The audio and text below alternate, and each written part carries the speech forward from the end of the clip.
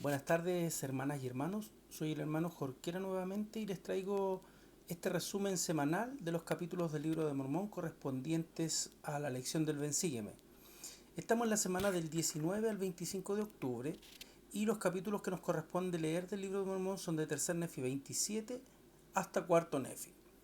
El nombre de la lección del Ven Sígueme se llama No podía haber pueblo más dichoso.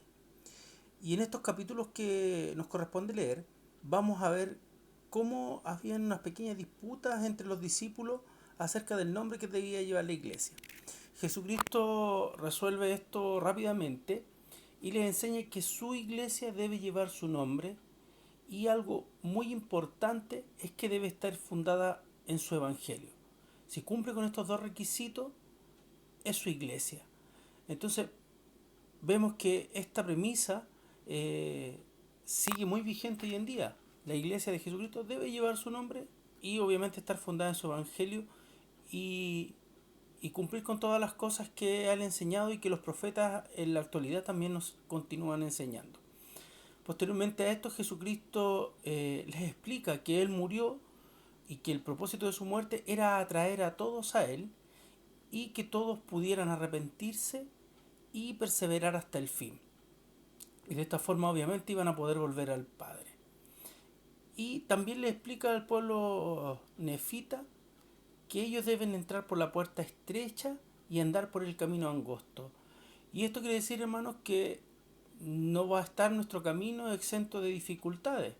Eh, como sabemos, la senda es estrecha y angosta, pero conduce a la vida eterna. Posterior a esto, él bendice a sus discípulos y les pregunta que qué desean. Y aquí vemos lo que estos tres discípulos que estaban con él piden quedar hasta que él vuelva. Por esta razón Jesucristo los bendice y ellos son santificados en la carne para no poder gustar la muerte y así permanecer hasta el día que Jesucristo vuelva. Y la misión de ellos va a ser predicar el Evangelio y continuar enseñando las enseñanzas de Jesucristo.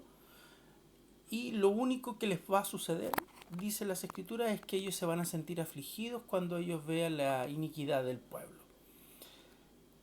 Posterior a esto, Jesucristo les dice que la aparición del libro de Mormón, o sea, de los anales que ellos llevan en este minuto más adelante, va a ser una señal de recogimiento de la casa de Israel. Ahora, también les enseña que una de las formas de que los gentiles puedan ser salvos es que deben arrepentirse y venir a Él, eh, con un íntegro propósito de corazón y todo lo que ya hemos visto hasta este minuto. Posterior a todo esto, las enseñanzas de Jesucristo y que Él vuelve al Padre y que se va de entre los nefitas, los tres nefitas que quedaron y todos los otros discípulos empiezan a predicar el Evangelio y logran en algún momento de este tiempo después de la venida de Jesucristo de que todo el pueblo se convierta, que no haya más divisiones entre ellos y que no sean reconocidos un grupo como nefitas o el otro como lamanitas, sino que tienen todas las cosas en común y son un pueblo, dicen las escrituras, que se vuelven un pueblo dichoso.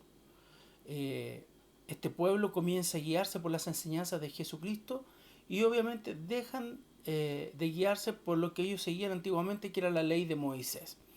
Así que vemos cómo este pueblo empieza a progresar, empieza a estar muy bien, como decía, eh, dice la escritura que era un pueblo dichoso.